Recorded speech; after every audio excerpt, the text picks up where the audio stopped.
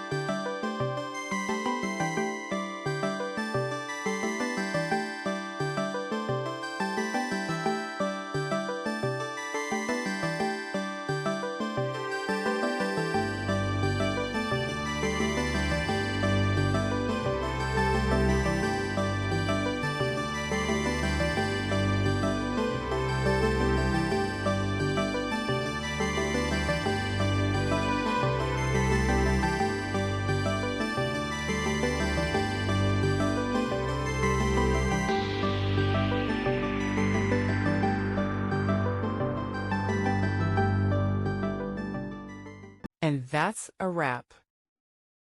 I hope you found the answer you were looking for. If you did, take a second to hit that subscribe button. It really helps out. And let me know in the comments which solution worked best for you. See you next time in the debug zone.